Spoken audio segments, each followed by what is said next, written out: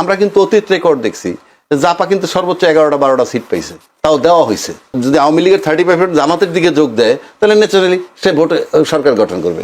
আর যদি জামাত আওয়ামী লীগের ভোটটা বিএনপির সাথে যোগ দেয় তাহলে এটার কয় সোনায় সোহাগা। এইবার আসেন আপনি জামাতের পক্ষ থেকে জান্নাত, যেহেতু সময় কম আমি খুব সিম্পল বলি, জামাত যদি বলে থাকে আমি জানি না যে ভোট দিলে জান্নাত পাবেন, শুধু জামাত না বিএনপিও, আমি আপনার বুঝাচ্ছি, জান্নাত মানে আখেরাত, পরকাল, আনসিন, দেখা যায় না, তাই না?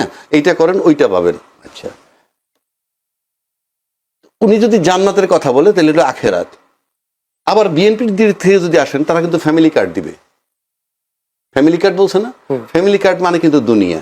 তাহলে একজনে দুনিয়া দিচ্ছেন আর একজন আপনি আখেরাত দিচ্ছেন।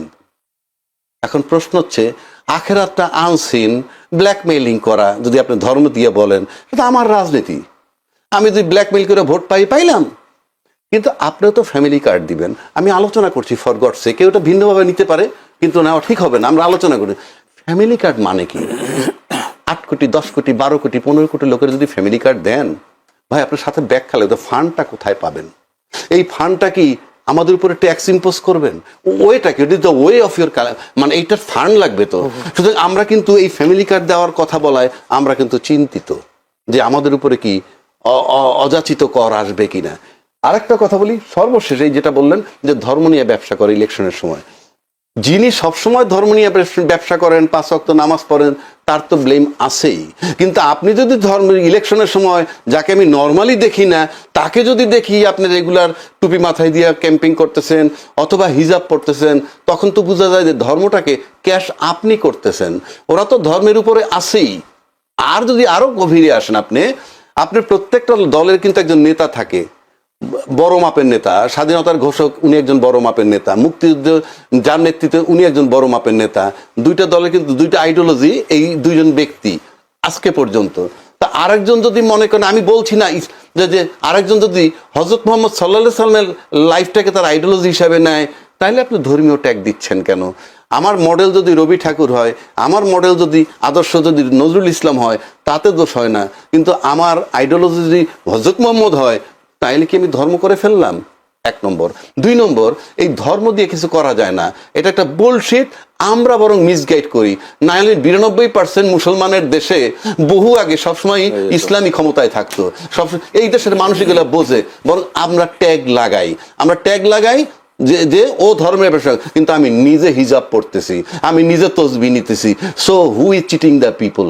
আমি আবারও বলছি, 92% মুসলমানের দেশে এই মুসলমান অনেক সচেতন, ওই সমস্ত ধর্ম ব্যবসা কাজ হচ্ছে না। সুতরাং মূলত ধর্ম ব্যবসা করতে চায় যারা রেগুলার করেন না, কিন্তু ইলেকশন সময়ের সামনে আপনি হিজাব পড়েন, তসবিহ নামা টেপেন। সো দ্যাট ইজ ইম্পর্টেন্ট, যে কে সেল করে। জি, ধন্যবাদ আপনাকে। প্রিন্স, আপনাকে আমি এই প্রশ্নটা করছি না, যেহেতু আমার কাছে অনেকগুলো প্রশ্ন। এই নির্বাচনে জাতীয় পার্টি বড় ফ্যাক্টর হয়ে উঠবে কিনা একটা প্রশ্ন। দ্বিতীয় প্রশ্ন হচ্ছে, আওয়ামী লীগের যে একটা বিশাল ভোট ব্যাংক আছে, এই ভোট ব্যাংকগুলো আসলে এই ভোটটা কোন দিকে যাবে বলে মনে হয় আপনার? দুইটা প্রশ্ন করছেন। আমি এই প্রশ্নের উত্তর যথাযথভাবে 100% না, তবুও দেওয়া যাবে। নির্বাচন আরো যখন ঘনিয়ে আসবে, বিশেষ করে প্রচারের শুরু হওয়ার 22 তারিখে শুরু হবে এবং তার কিছুদিন পরে, কিন্তু এখনকার পরিবেশ অনুযায়ী যদি ভোট মোটামুটিও গ্রহণযোগ্য হওয়ার মতো মানুষ ভোট কেন্দ্রে যেতে পারে, তাতে সহজ করেই যা বুঝি তাতে বলতে পারি। একটা হচ্ছে, জাতীয় পার্টির বিশেষ কিছু এলাকা আছে যেখানে যতটুকু খবর আমরা জানি এখনো তাদের সেই ভোট ব্যাংকটা আছে। প্রধানত সেই জায়গায় তাদের একটা পজিটিভ ভূমিকা, তাদের পজিশন থাকবে। তা তাদের পজিশন ন্যাচারালি অন্যদের পজিশন, মানে সাধারণভাবে যারা মনে করছে যে জাতীয় পার্টি না থাকলে ভোটটা তাদের বাক্সে যেত, সেটা কমে যাবে। সেটা আপনারা জানেন, করছে তো অলরেডি। এটা সাধারণত উত্তরবঙ্গের কিছু এলাকা প্রধানত, এর বাইরে মেজর কিছু আমি দেখি না। এইবার যেটা আওয়ামী লীগের কথা বলছেন, আমরা মাঠে আমাদেরও তো প্রার্থী আছে, যাচ্ছে, আমরাও খবর যেটা রাখি। অ্যাকচুয়ালি আমার একটা জেনারেল ধারণা বলতে পারি। প্রথম কথা হচ্ছে, তাদের যারা হার্ডকোর ভোটার বলতে যারা বোঝে, তারা তো নির্ভর করবে দলের উপরে। আমার ধারণা দল কোনো ডিসিশন দেবে না, বরঞ্চ তারা তো চাইবে এই নির্বাচনটা যাতে না হোক। সুতরাং হয়তো বা বিরাট অংশ যাবে না, এটাই হবে প্রধান বিষয়। আর আমার ধারণা, এটা আমি ধারণা বলছি কারণ এগুলো মাঠ পরিস্থিতি না হলে বলতে পারবো না।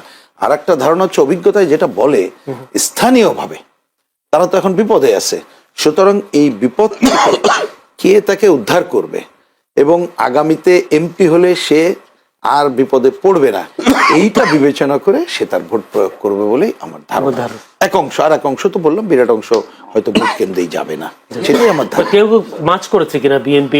সেটা তো অলরেডি আমি বলছি ওইটা নতুন করে বলার দরকার নেই। আপনি দেখবেন, যেমন একটা উদাহরণ দিই, আমি বেশি দূরে যাওয়ার দরকার নেই, চাঁপাইনবাবগঞ্জ আপনি খেয়াল করবেন, চাঁপাইনবাবগঞ্জে আপনি যদি বলেন এইখানে জামাত ইসলাম বিএনপি দুই দলের দিকে তাকান, দুই দলই কিন্তু তাদেরকে বলেছে যে আমাদের সাথে আসো, আমরা সব শেল্টার দেব।